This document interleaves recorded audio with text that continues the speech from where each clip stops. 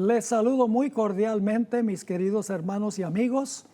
Les habla el pastor Esteban Bord desde nuestros estudios aquí en la ciudad de Fresno, California. Gracias por haber sintonizado el programa con nosotros. Quiero recordarles que este programa de preguntas y respuestas, me gustaría saber, es un programa que depende de las preguntas que ustedes nos envían. Van a ver en pantalla la dirección electrónica a donde pueden enviar sus preguntas para que nosotros podamos investigar y buscar respuestas, para que ustedes vean las respuestas en el aire. Aquí está la dirección tv@zoomtv.org. Una vez más, tv@zoomtv.org. Estaremos a la espera de sus preguntas. Tengo también conmigo aquí al pastor Manrique, un buen amigo, una persona que apoya el ministerio de Secrets Unsealed. Estamos muy agradecidos, pastor, por su apoyo, por la forma positiva en que comparte el mensaje que nosotros predicamos aquí en el ministerio. Gracias por habernos acompañado. Estamos contentos de tenerle. Muchas gracias, pastor. El placer es mío. Disfrutando, aprendiendo de usted, pastor, y compartiendo aquí con la gente bella de Secret Unsealed. Bueno, aprendemos uno del otro, para gloria de Dios. La gloria al Señor. Bueno, vamos a tener una oración y entramos de lleno en una pregunta supremamente importante, y te considero una autoridad en esa pregunta porque tú caminaste por ese camino. Okay. Así que, por favor, ora. Vamos a orar. Oramos. Querido Padre que estás en los cielos, estamos felices, Señor, de estar de nuevo en este precioso programa en el que tú nos permites abrir tu palabra y tú nos das respuestas por medio de ella a todos los interrogantes que nosotros tenemos y que nuestros televidentes y oyentes tienen. Te pido que tú puedas, Señor, bendecirnos, úsanos como instrumentos, pero que seas tú, Señor, por medio de tu palabra respondiendo cada inquietud. Amén. Da absoluta claridad, aviva nuestro entendimiento, no solo el nuestro, el del pastor Bord y este servidor aquí, sino también de cada persona que va a escuchar este programa, para que ellos puedan comprender con absoluta claridad, Señor, el mensaje que tú quieres comunicar. Queremos experimentar tu presencia, tu compañía, en el nombre de Jesús te lo pedimos. Amén, Señor. Amén. Amén. Bueno, la pregunta que voy a formular, que nos han mandado, es una pregunta que yo creo que tú podrías contestar mejor que yo, porque yo he sido protestante toda mi vida, desde mi nacimiento. Pero según entiendo, tú fuiste católico. Sí, desde por luego, una buena sí. parte de tu vida temprana. Claro, sí. Entonces, no sé si puedas contarnos un poquito de tu experiencia, tu conversión, digamos, del catolicismo a la iglesia adventista, para entonces formular esta pregunta específicamente. Desde muy niño fui formado por mi padre, mi abuela paterna, en los caminos de la Iglesia Católica, porque pues era lo que mi padre conocía, era lo que mi abuela materna conocía. Entonces ellos compartían conmigo pues lo que ellos conocían, por supuesto. Así que de niño iba a la Iglesia Católica, aunque no lo hacíamos todos los domingos, regularmente lo hacíamos. Participaba de la misa, hice la primera comunión, recibí lo que se denomina la catequesis, la preparación para la primera comunión, me aprendí por los mandamientos como aparecen en el catecismo, y comulgaba, me confesaba con los sacerdotes. Eras un buen católico. Digamos que si no tan bueno, por lo menos conocía y participaba de la iglesia, porque yo creo que habían muchos mejores católicos que yo. Pero eras practicante. Practicante. Sí. Y no solo eso, yo creía que Dios respondía a mis plegarias. Era devoto del Señor Caído de Monserrate, así que subía y le pagaba promesas al Señor Caído de Monserrate. Tuve una dificultad académica en mi colegio cuando cursaba 9º grado, y yo le hice una promesa al Señor que iba a subir 3 domingos seguidos a Monserrate si Él contestaba mi plegaria, y nos pusimos de acuerdo con otros amigos de la escuela, de la high school o del colegio, y entre los 3 fuimos a pagar la promesa, y 3 domingos seguidos subimos, pagamos la misa para que nuestros nombres fueran leídos de los que estábamos haciendo ese pedido, y efectivamente pues a mis 2 compañeros la oración no les fue respondida, la mía fue respondida, Y así me formé. Yo tenía 14 años, pero cuando llegué a los 16 años estaba en mi último grado de la high school o del bachillerato, que se denomina en mi país, que es Colombia, pues me di cuenta, alguien nos ofreció estudiar la Biblia, mi madre nos llevó a la iglesia y en la iglesia alguien tomó nuestros datos y una de las dorcas de la iglesia el sábado siguiente fue a golpear la puerta en la tarde, era un sábado a las 3 de la tarde, nos ofrecieron los estudios bíblicos, mi madre dijo que sí porque mi abuela materna era adventista. Oh, ok. Para ese entonces mi abuela materna era adventista. Y entonces, por la influencia de mi abuela, mi madre aceptó que tomáramos estudios y comenzamos a estudiar la Biblia. ¿Y cuál fue mi sorpresa? Al comenzar a descubrir cosas que la Biblia decía y que yo no practicaba.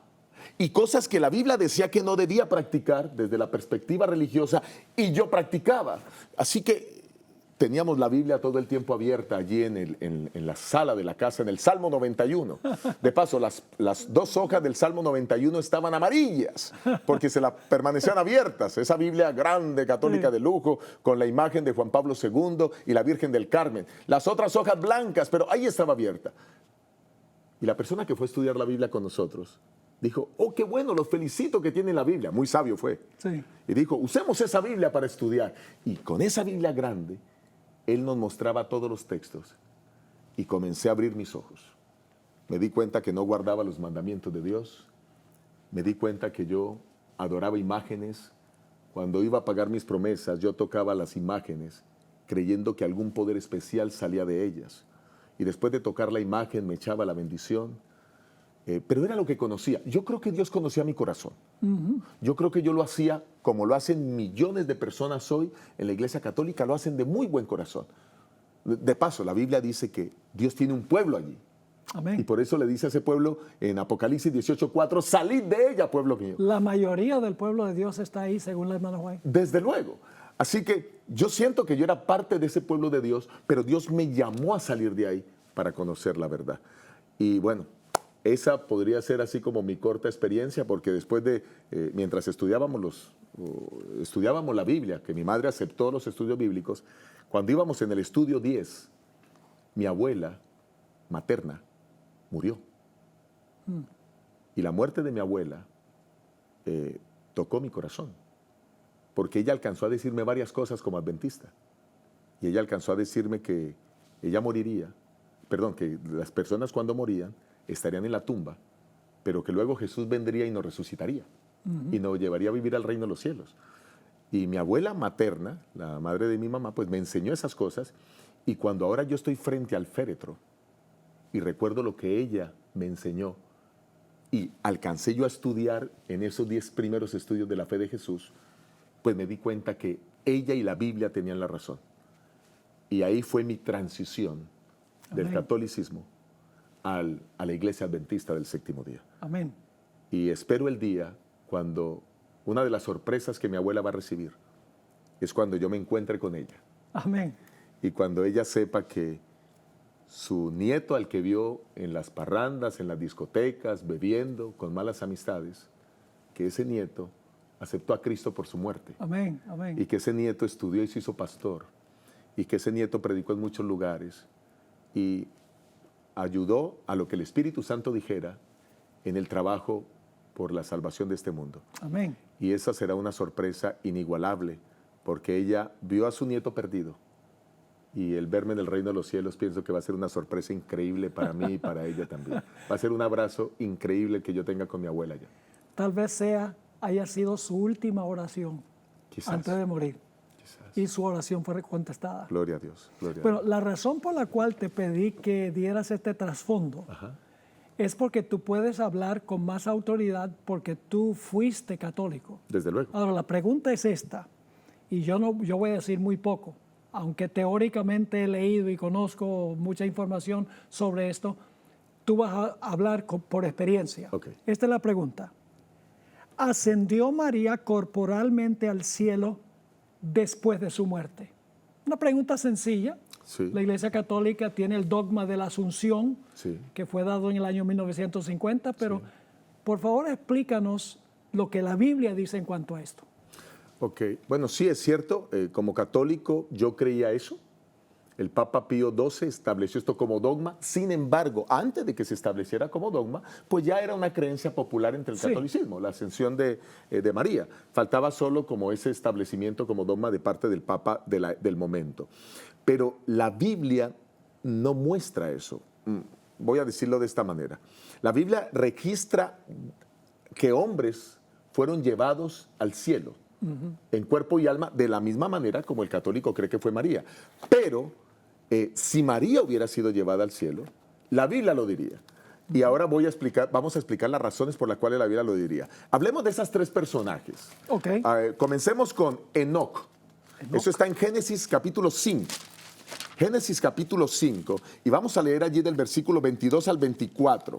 Génesis 5, 22 al 24. Y si quiere ayudarme, pastor. ¿Cómo no?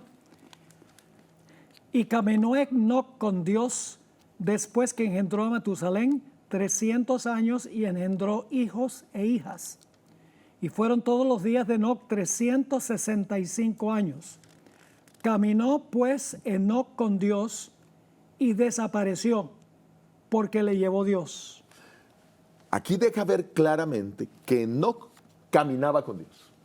Y esa constancia de caminar con Dios hizo que él fuera especial entre toda la comunidad de su época y Dios se lo llevó. La hermana White relata escenas extraordinarias en sus visiones que vio a Enoc y lo vio en otros mundos. Y bueno, ahora quizás no voy a profundizar en eso. El tema aquí es que Enoc fue trasladado al cielo en cuerpo. Así que él no conoció la muerte. Qué privilegio tremendo el que tuvo Enoc. El segundo hombre que Pastor, la Biblia presenta. Antes del segundo, sí. Algunos dicen, bueno, ahí dice que se lo llevó Dios. Pues a lo mejor se murió y entonces Dios se llevó el alma al cielo. Okay, pero Hebreos 11 relata esta experiencia también. Adelante, y creo pastor. que es tan importante, perdone la interrupción. No, pastor, esto es un diálogo. En Hebreos 11:5 nos dice, por la fe Enoc fue traspuesto para no ver muerte. Ahí está. Y no fue hallado porque lo traspuso Dios. Y antes que fuese traspuesto tuvo testimonio de haber agradado a Dios. Así que no murió. Fue trasladado al cielo. Ahora vamos a la segunda persona. La segunda persona es Elías, pastor. Y Elías aparece en el libro de Segunda de Reyes, el capítulo 2. Segunda de Reyes, el capítulo 2. Y vamos a leer del versículo 9 al versículo 11. Segunda de Reyes 2, 9 al 11. ¿Ok? Adelante, pastor. Cuando habían pasado, Elías dijo a Eliseo, pide lo que quieras que haga por ti, antes que yo sea quitado de ti. Y dijo a Eliseo, te ruego que una doble porción de tu espíritu sea sobre mí. Él le dijo, cosa difícil has pedido. Si me vieres cuando fuere quitado de ti, te será hecho así, mas si no, no. Y aconteció que yendo ellos y hablando, he aquí un carro de fuego con caballos de fuego apartó a los dos, y Elías subió al cielo en un torbellino. Y luego el 12, viéndolo Eliseo clamaba, Padre mío, carro de Israel y su gente de a caballo. Y nunca más le vio. Y tomando sus vestidos, los rompió en dos partes. Qué tremenda escena. Amén. Yo cuando leo este texto, imagino cuán grandioso debe haber sido eso. Ver a un carro de fuego, un carro celestial, que viene a recoger a uno de sus hijos para llevarlo sin que conozca la muerte, igual que sucedió con Enoc.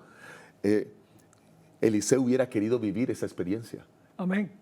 Pero bueno, Dios le dio el privilegio a Elías. Ahora, aquí hemos hablado de dos hombres, Enoc y Elías, que fueron trasladados al cielo. Vamos a hablar de un tercer hombre para luego mostrar la evidencia posterior a que fueron así trasladados. Y el tercer caso es el caso de Moisés. Y vamos a Judas. Judas, esa epístola pequeñita que está antes de Apocalipsis. Es solo un capítulo. Y allí Judas, el versículo 9. Judas, el versículo 9. Sí, señor, hubo una batalla ahí. Sí, señor. En una el sepulcro hubo una batalla tremenda. Dice en el versículo 9, pero cuando el arcángel Miguel contendía con el diablo, disputando con él por el cuerpo de Moisés. No se atrevió a proferir juicio de maldición contra él, sino que dijo: el Señor te reprenda. La Biblia narra en el libro, y quizás o no hay tiempo para explicar todos los detalles, pero la Biblia narra que después de que Moisés termina su labor en el libro de Deuteronomio, él es llamado por Dios al Monte Nebo. Allí nunca nadie sabe la tumba ni el lugar donde Moisés fue sepultado. La razón es porque sí, Moisés muere en el Monte Nebo, él alcanzó a conocer la muerte, pero lo que Moisés no esperaba era que Dios mismo viniera a pelear por su cuerpo y lo fuera a llevar al cielo. ¿Y cómo sabemos que Moisés fue resucitado y llevado al cielo? Pues la razón es porque él luego aparece. Quizás voy a aclarar algo. Moisés vivió unos 1500 años antes de Cristo. Elías alrededor de unos 700 años antes de Cristo. Ahora, un hombre de 1500 años antes de Cristo y Elías de 700 años antes de Cristo, ahora van a aparecer ayudando a Jesús en un momento que lo necesitaba, compartiendo con él. Eso está en Mateo 17. Es la experiencia en el monte de la transfiguración. Mateo, el capítulo 17, pastor, y desde el versículo 1 voy a pedirle que usted nos ayude con la lectura de este importante texto. Me adelanté al texto. No, muy bien, pastor. Ya, pues, Porque obviamente. más o menos sabía para dónde ibas. Ok. ¿Cuántos versículos quieres que lea de ahí? Vamos a leer por lo menos hasta donde apareció Moisés y Elías, Desde que es lo el que nos interesa versículo ver. 1 hasta el 4. Por lo menos. Ok. 6 días después, eso es 6 días después que Pedro confesó que Jesús era el Cristo, el Hijo de Dios viviente. 6 días después, Jesús tomó a Pedro, a Jacobo y a Juan, su hermano, y los llevó aparte a un monte alto. Y se transfiguró delante de ellos, y resplandeció su rostro como el sol, y sus vestidos se hicieron blancos como la luz. He aquí se les aparecieron Moisés y Elías, hablando con él. Entonces Pedro dijo a Jesús: Señor, bueno es que nosotros estemos aquí. Si quieres, hagamos aquí 3 enramadas, una para ti, otra para Moisés y otra para Elías. Pues el texto es claro que ahora Jesús está acompañado por 2 amigos de muchos años. Y amigos de muchos años porque ellos ya conocían a Jesús desde el cielo. Recuerden que, lo recordemos todos, que Jesús ya es preexistente. Exacto. Y lo que sucedió al nacer a través de María es que adoptó la naturaleza carnal humana o adoptó la carne humana. Pero Jesucristo es preexistente. Así que tiene a 2 amigos con los que había compartido en el cielo, que eran Moisés, que eran Elías, y ahora vienen a estar con él. No sabemos, la Biblia no muestra todo lo que hablaron, lo que compartieron, los detalles, pero indiscutiblemente estaban hablando del plan que se estaba desarrollando. Sí. Y el plan que se estaba desarrollando era la salvación de la humanidad. Lucas lo dice, Lucas 9:31. Dice que vamos a hablaban mirar. sobre la partida de Jesús a Jerusalén. Ahora, no es tanto detalle, pero esa palabra partida, que se encuentra, creo que es Lucas 9:31, si no me equivoco. Sí, Lucas 9, comienza la historia desde el 28. Sí, dice, aconteció como 8 días después, es diferente forma de calcular el tiempo, de estas palabras que tomó a Pedro, a Juan y a Jacobo y subió al monte a orar, y entre tanto que oraba, la apariencia de su rostro se hizo otra, su vestido blanco y resplandeciente. He aquí 2 varones que hablaban con él, los cuales eran Moisés y Elías, quienes aparecieron rodeados de gloria, es decir, habían sido glorificados ya, y hablaban de su partida que iba Jesús a cumplir en Jerusalén. Esa palabra partida es la palabra éxodos en griego. Hablaron del éxodo de Jesús. Ahora, ¿qué fue lo que marcó el comienzo del éxodo en Egipto? El sacrificio del cordero y la aplicación de la sangre en las puertas.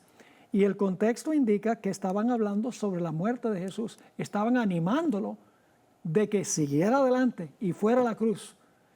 ¿Qué hubiera sucedido si Cristo no hubiera ido a la cruz? Les hubiera tocado conseguirse un boleto de regreso.